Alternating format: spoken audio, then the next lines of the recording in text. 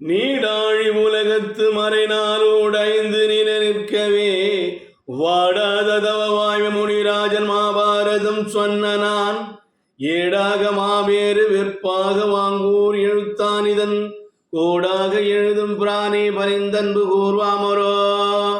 மகாபாரத காலத்தில் பேசப்படுகின்ற வீரனாக திகழக்கூடியவன் தான் இந்த அஸ்வத்தாமன். வீரத்திலும் தீரத்திலும் சிறந்து விளங்கியவன். அப்படி அவன் யாருக்கு பிறந்தான், எவருக்கு பிறந்தான், எதனால் அவன் சிரஞ்சீவி என்று பெயர் படுத்தான் என்ற இந்த கதையின் மூலம் உங்களோடு நான் பகிர்ந்து கொள்ள ஆசைப்படுகிறேன்.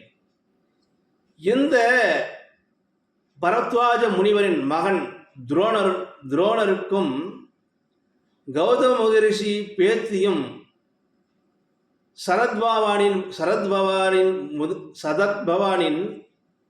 முனிவனின் மகளுமான கிருபைக்கும் பிறந்தவன்தான், துரோணருக்கும் கிருபைக்கும் பிறந்தவன்தான் இந்த அஸ்வத்தாமன்.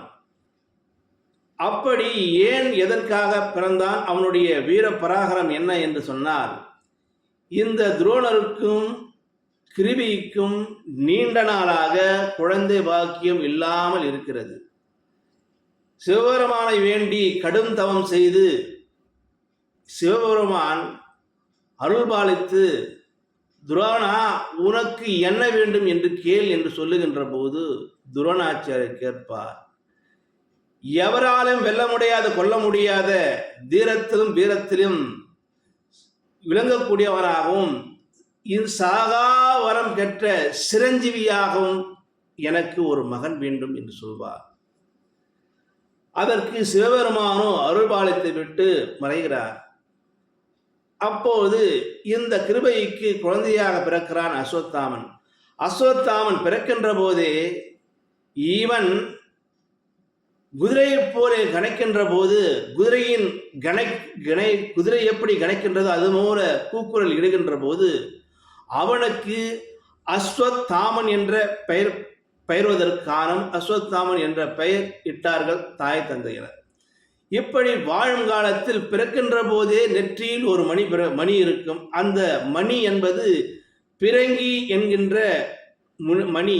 அந்த மணி இருக்கின்ற வரையில் தேவர்களும் கந்தர்களும் மனிதர்களும் அரக்கர்களும் ரிஷிகளும் இரட்சகர்களும் யாராலையும் கொல்ல முடியாது, வெல்ல முடியாது. அந்த மணி இருக்கின்ற வரைக்கும் அஸ்வத்தாமனிடம் யாரும் நெருங்க முடியாது. அப்படிப்பட்ட மிக பெரிய பலவானாக இருந்தவன்தான் இந்த அஸ்வத்தாமன்.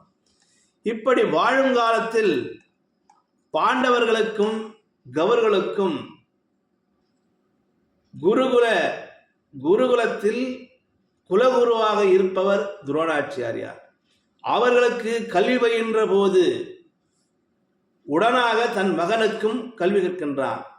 இப்படி நாளொரு மேனி பொழுதொரு வண்ணமாக இவன் வளர்ந்து வருகின்ற பொழுது இந்த வில்வித்தையை தந்தையாரிடமும்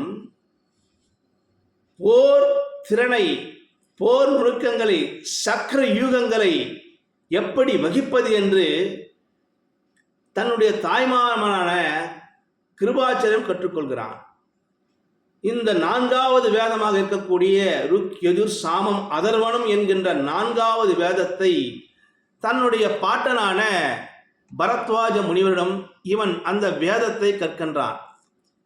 அப்படிப்பட்ட மிகச்சிறந்த வேதமான 4ஆம் வேதமான இந்த வேதத்தை கற்கிறான் இந்த அஸ்வத்தாமன். வீரத்திலும் தீரத்திலும் சிறந்து விளங்கி கொண்டே இருக்கிறான். இந்த போர்க்கருவியை எப்படி பயன்படுத்த வேண்டும், எப்படி முனைப்பு காட்ட வேண்டும் என்று, போர் கருவிகள் என்றால் வில்லை அம்பையும் எப்படி உபயோகிப்பது, எந்த காலகட்டத்தில் அது எப்படி நிறுத்துவது என்ற அந்த போர் கருவிகளை கையாளுகின்ற ஆற்றலை இந்த பரசுராமிடம் கற்கின்றான் இந்த அஸ்வத்தாமன். இப்படி 4 வருடம் பல வித்தைகளை பயின்றவன் ஒரு நாள் தன்னுடைய சிறு வயது நண்பனான கிருஷ்ணனை காண துவாரைக்கு செல்லுகின்றான். துவாரைக்கு சென்று அரண்மனையில் வீட்டிருக்கின்ற போது கிருஷ்ணனிடம், நண்பா நான் உன்னை காண வந்திருக்கிறேன் என்றார்.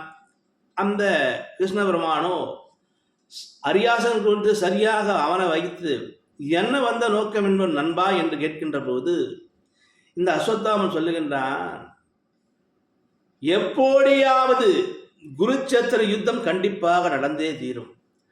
அதில் பல உயிர்களும் பல சேனா சங்கங்களும் அழியக்கூடும். பேரழிவுக்கு காரணமாக இருக்கக்கூடியவன் நீயாக இருப்பாய். அந்த அழிவிலிருந்து காப்பாற்றப்பட வேண்டும் கௌரவர்களை என்றால் எனக்கு நீ ஒரு வரமளிக்க வேண்டும். என்ன வரம் கேள் என்று கேட்பார்.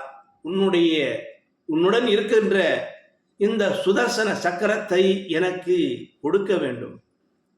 என்ன சொல்லுகின்றாய் அஸ்வத்தாமா?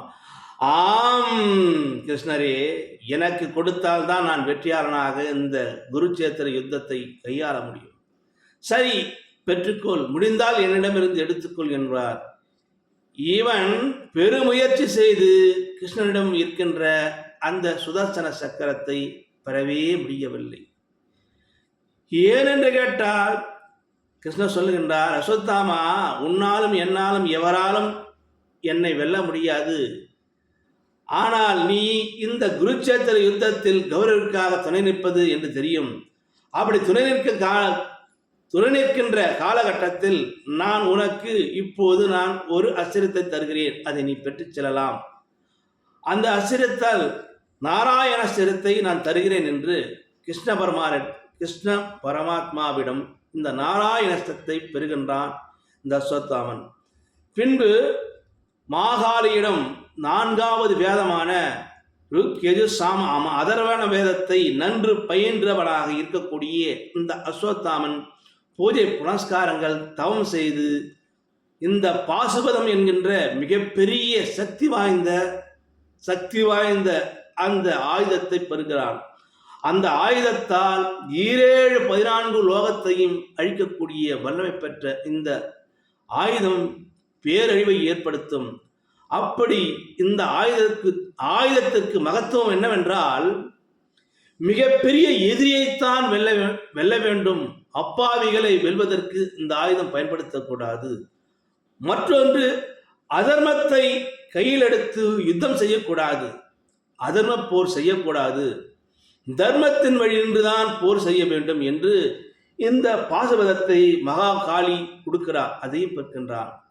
தன்னுடைய இந்த பிரம்மாஸ்திரத்தை யாரிடம் பெறுகிறான் என்றால், தன்னுடைய தந்தையாரிடம் வித்தை கற்கின்ற போது விஷ்ணு இந்த பிரம்மாஸ்திரத்தின் மந்திரத்தையும் அந்த பிரம்மாஸ்திரத்தை எப்படி கையாளுகின்ற நுணுக்கத்தையும் கற்கின்றார்.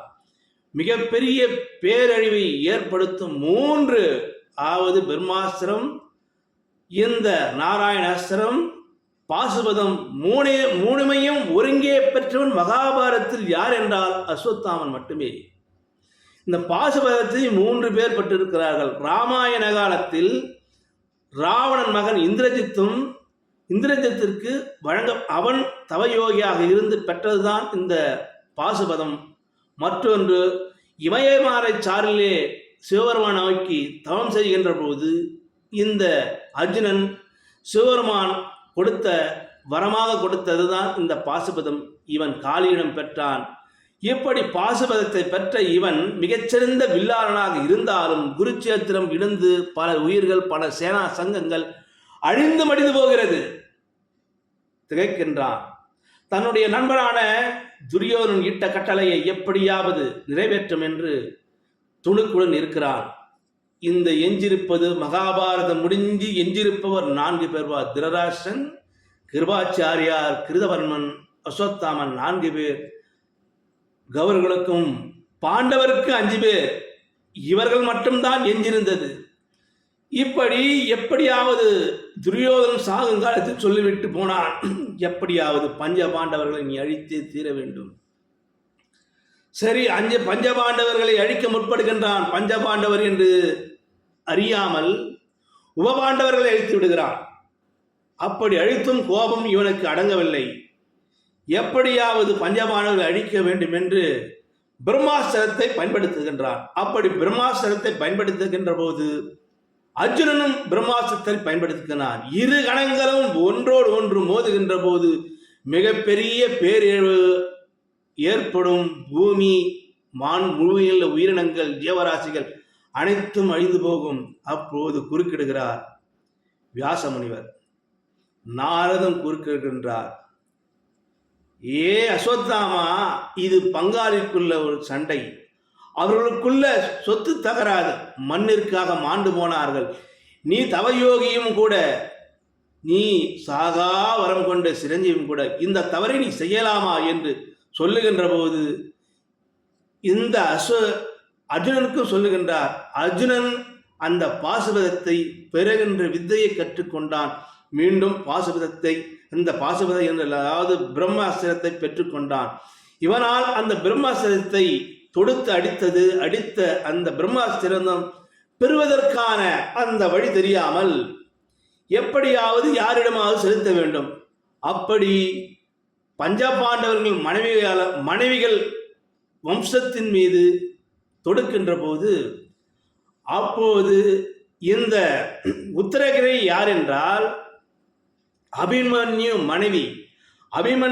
மனைவி உத்தரகிரியை கருவிட்டு இருக்கின்ற போது அந்த அம்பு வந்து எய்யப்படுகின்ற போது உத்தரகிரியின் அம்பு வயிற்றில் பட்டு அந்த குழந்தை இறக்கின்ற தருவாயில் பகவான் கிருஷ்ணர் தடுத்து நிற்கின்றார்.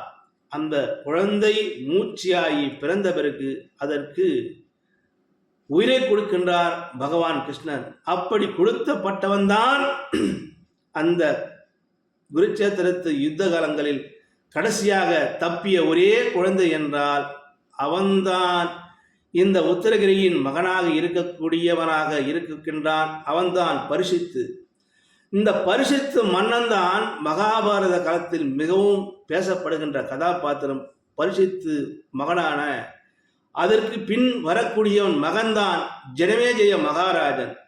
ஜனமேஜயன் மகாராஜன் தான் பின்னாளில் அவனுக்கு பிரம்மஹத்தி தோஷம் பிடித்ததால் இந்த வைசம்பாயரை கொண்டு மகாபாரத கதையை சொல்ல வருகிறார். அந்த கதைதான் பின்னாளில் மகாபாரதமாக விளங்குகிறது.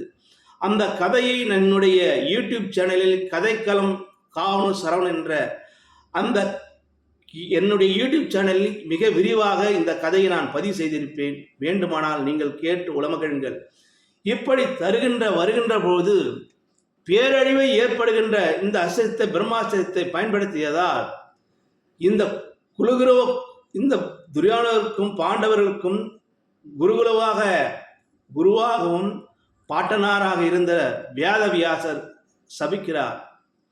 ஏ துரோணா, பேரழிவை அழிக்கக்கூடிய இந்த அஸ்திரத்தை பயன்படுத்தினால் நீ தொழுநோயாய் பிடியால் அவதிப்பட்டு காட்டில் தன்னந்தனியாக பல ஆயிரம் ஆண்டுகள் விலங்குகளோடும் மானிடராகவும் தவிப்பாய் என்று மிகப்பெரிய அந்த அஸ்வத்தாமனுக்கு சாபமளித்தார். இன்று வரையும் அஸ்வத்தாமன் உயிரோடு இருக்கிறான் என்று, இந்த பூவுலகில் இருக்கிறான் என்று, காடுகள் திரிகிறான் என்று நாம் பேசப்படுகின்ற கதாபாத்திரமாக இருக்கின்றான் அஸ்வத்தாமன் என்று நான் சொல்லிக் கொள்கின்றேன். இந்த கதையும் சொல்லி முடிக்கின்றேன். நன்றி, வணக்கம், அன்பு நண்பர்களே.